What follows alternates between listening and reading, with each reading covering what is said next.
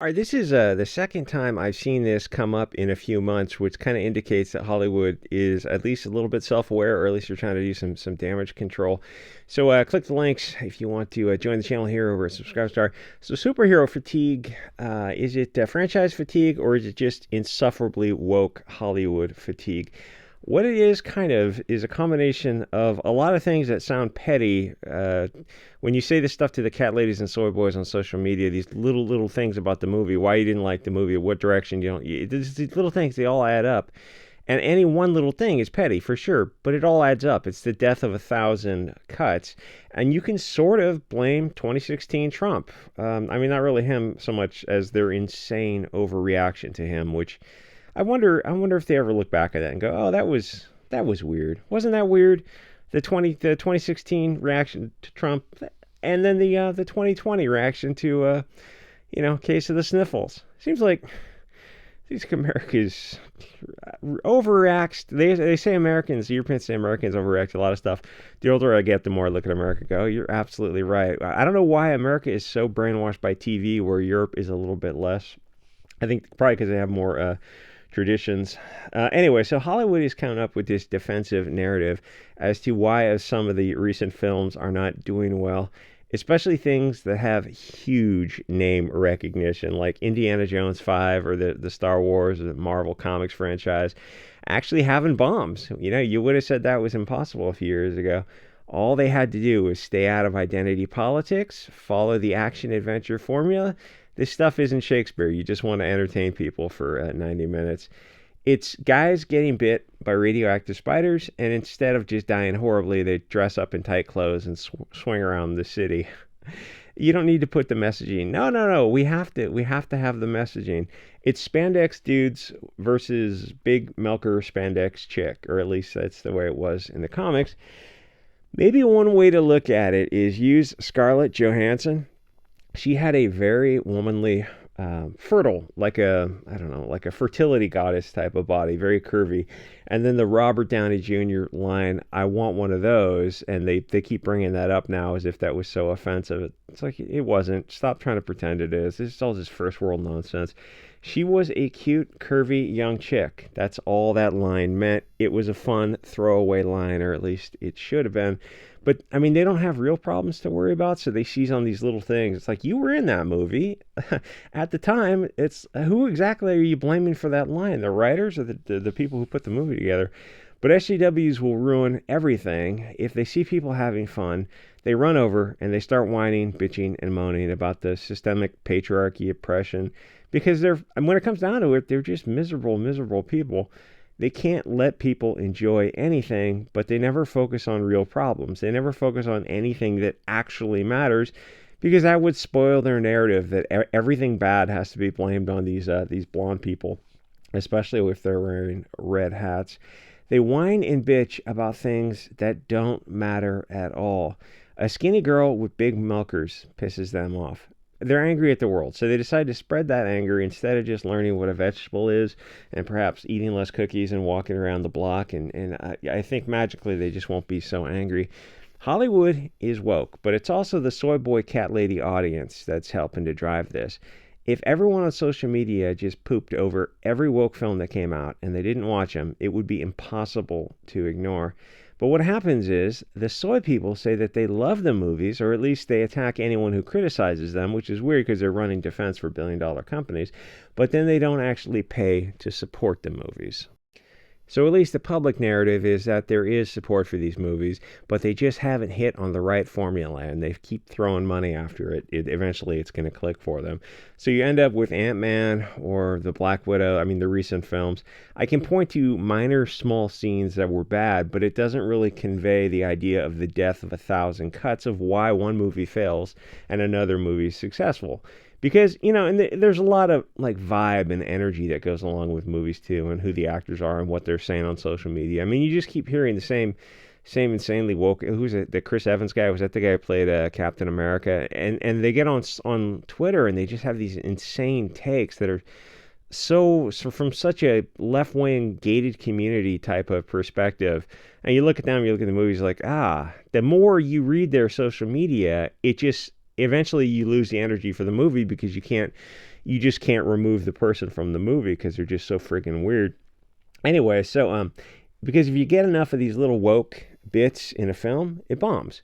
And with Ant-Man, you had his Antifa daughter whining to a San Francisco cop about some little stupid bit of virtue signaling about some kind of protest. I mean, except, of course, you're in San Francisco. It's a blue city and a blue state. Like, where exactly are you? Oh, you're virtue signaling about the failure of left-wing leadership? Oh, no. So, like, Mayor London Breed or Governor Newsom, like, what exactly are you complaining? You're Scott Wiener, the city council guy who seems to want to protect adults, children type of thing. So is it their fault? No. It's the police's fault. Yeah, but I mean, like, who puts them in their who's setting the narrative? Who's setting the rules for the police in place? Like, isn't that the district attorney and the mayor working together? They never seem to focus on like who they elect. It's just, oh no, it's just the police. Yeah, they just do what they're told. They're just the enforcement arm. Anyway, nobody cares. People are sick of Antifa and BLM. They finally understand that they're the bad guys. I mean, that chick coming out and buying 4 homes in LA, and nobody ever did like a tracing commingling to follow the money on her or anyone. Like, no district attorney at the state or federal level, no reporter. Yeah, where are all those plucky young reporters to do this kind of crack these stories wide open about BLM? Never happened. Don't you think that's weird? Where are those reporters who are cracking the story on Ghislaine Maxwell and Epstein's client list? It's like, oh, well, they didn't want to get deleted in a like while they're jogging, they get deleted, and they go, oh, it was a suicide gone wrong. 2 to the back of the head while he's jogging. I mean, it was a mugging gone wrong, but nothing was taken. Whatever. Do you want to be next? Oh, no, definitely not. Anyway, so Ray swapped the antagonist, and he had a, what's that guy's name? The guy's got some legal trouble now. I forget his name. Jonathan Majors, maybe. He's got a really stupid looking face. I mean, he permanently looks like he has a confused expression on his face, but he doesn't want to let on that he doesn't understand what you're trying to explain to him. If they got rid of that scene with the girl in the police station and they had a different actor play the role of that Majors played, the movie probably would have worked because people like all the other actors in the film. But when they add in too much girl power and race swapping and some woke lectures, then people just start to check out from the movie, and all the stuff all adds up. The other thing is, yes, Hollywood films internally are getting woke, but it's not in a vacuum. If every other film is woke, then people just start to see all of Hollywood that way. And if you're on the left and you're hearing this and you're trying to like immediately ad hominem deflect or straw man, ask yourself why you're not seeing those movies. Like, we're giving you a concrete reason. We're saying, yeah, it's preachy and pushing these bizarre far left wing ideology. But if you're on the left, how come you're not seeing the movies? It should be everything you want in a movie. You probably on board with all the race swapping, but they're not seeing the movies. Very few people are. That's why they're losing money, or at least they're not the massive successes like they should be. And the thing is, people by now know that Disney Marvel is off the deep end. They just have too many toxic left-wing movies out there. It's not just one movie. This is the direction they want to go in. They are committed to this bit.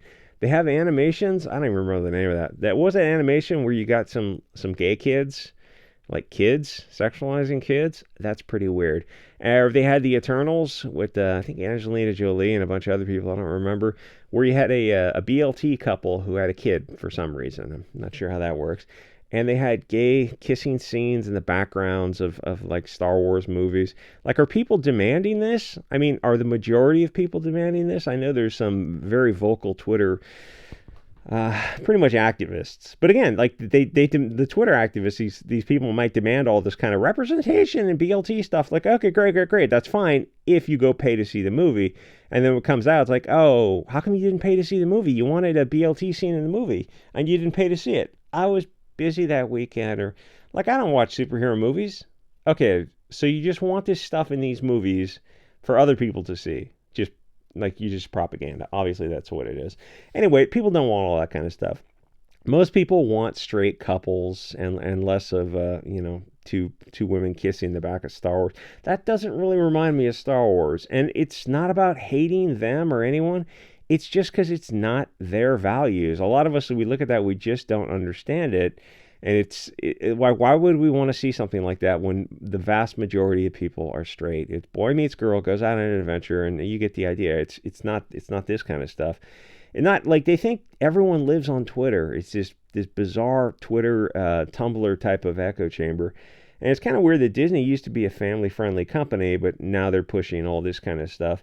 I just did not see that coming 30 years ago when Disney was at their peak. Disney 30 years ago, holy cow.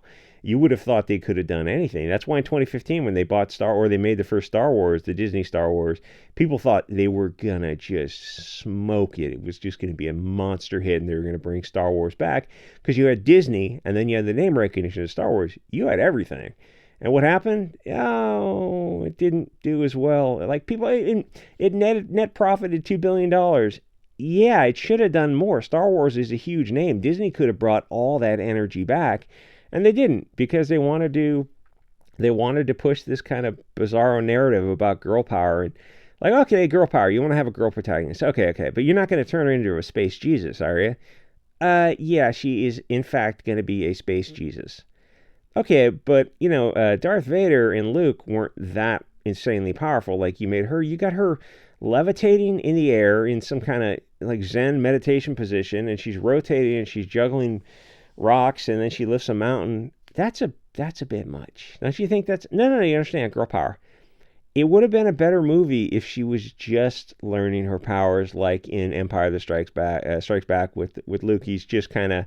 He can do some things, but most fights he has to run from. He has to, you have to engage with fights for a little bit. You have enough not to get destroyed, but then you have to have your friends rescue you. It's like, oh, but we can't have her friends rescue a woman. She has to be the one, but that's just a purse puppy Mary Sue. She can do no wrong. There's no nuance and depth to a character like that, where Luke had nuance because he wasn't a total professional. Even in the last movie when he was a Jedi, yes, he was a Jedi, but he was a very beginner Jedi.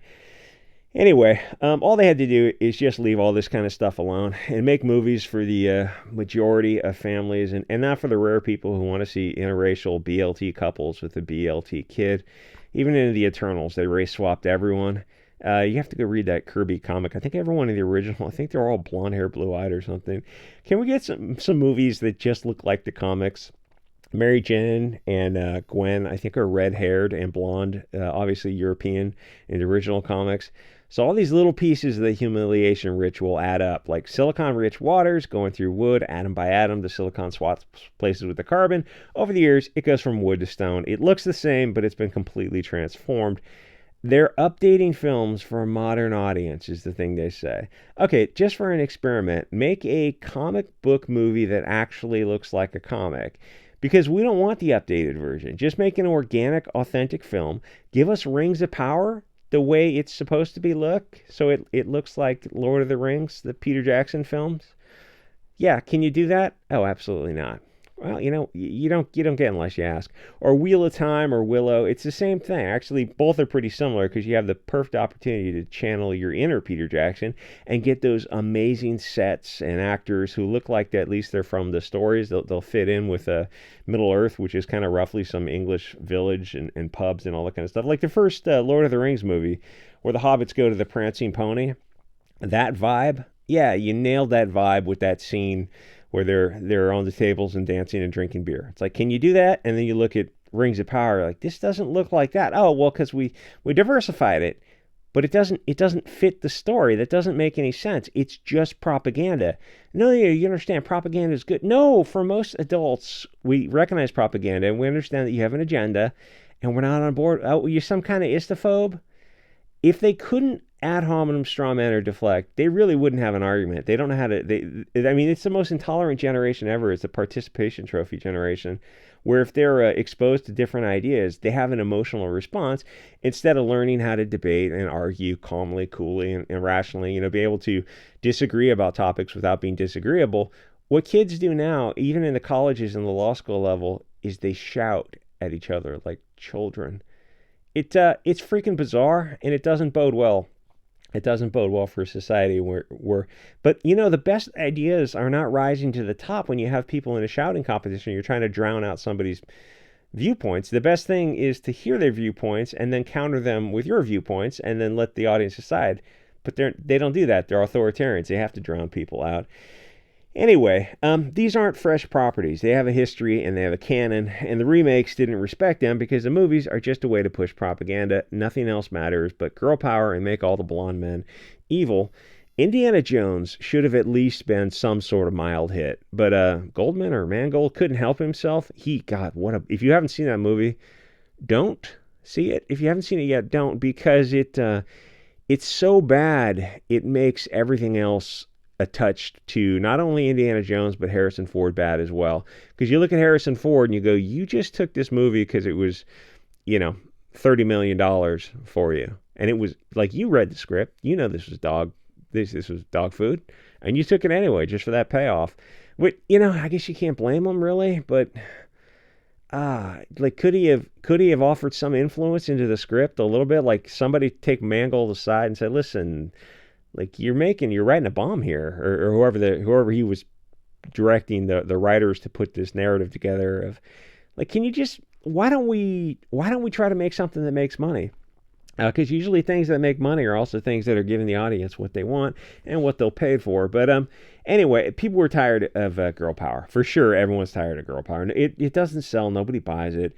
Very, very rarely does it kind of work. We're tired of using the same World War II characters as your bad guys.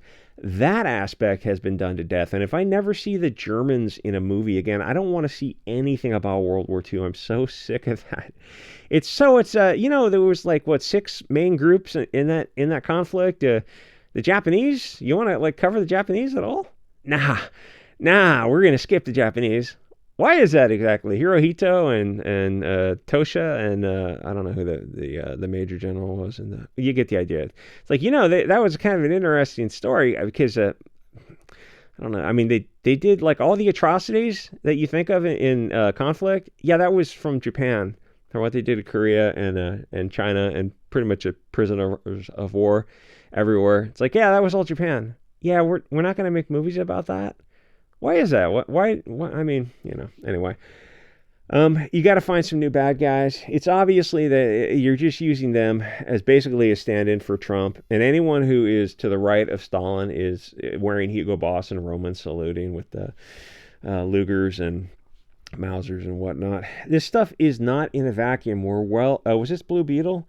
Yeah, for some reason, Blue Beetle is set to be a huge bomb. I'm not quite sure why. It doesn't seem like objectionable for any reason. It just seems lackluster, but they're saying it's going to be like a massive, massive bomb. Anyway, the thing is, we're well aware there's a culture war going on, and Hollywood can't just cut it out for like 5 minutes and make a simple story. Character has some challenges to overcome. He solves some puzzles. He goes on an adventure. He's got a little romance. Perhaps there's a little comedy thrown in there. Hollywood seems to think that everyone is as left-wing as they are. And even if you're on the left, do you really want to effing lecture every time you see a movie? Well, apparently not, because the left-wingers are... God, there's like a dozen movies that came out over the past 10 years. Like Charlie's Angels is a great example. Or the Terminator, whatever, with Sarah Connor. All these kind of like chick flick movies. You go, so chicks and leftists, how come you didn't go see the movie? I was washing my hair. Okay, so you just want these movies to exist. It's like... I don't know, it's Schrodinger's cat or something. Thing is, not everything has to be the culture war all the time. Sometimes movies can do what they've done before and just provide a little bit of break. Like the opposite of this would be a right-wing movie, would be pushing some kind of right-wing narrative about family and tribalism and nationalism or Christianity or paganism. Like all the, the right-wing narratives, which honestly I look and I go, that would probably make better movies. But you're never going to get that out of mainstream Hollywood. But you could also just try to go back to making neutral movies and leave the lessons just out of the movie. It's just action, adventure, romance, comedy, like what earlier successful movies did very well. No, we're going to have like every modern day politics. I know Hollywood's in this echo chamber with this far left politics, but that's like 10% of the country is as far left as Hollywood is. The vast majority of your audience, your potential customers are not on board with this. And I mean, I only say that because Ant-Man and all these other movies have underperformed. I don't think they're even breaking over into profitability yet. Anyway, like, comment, subscribe. See you guys all next episode.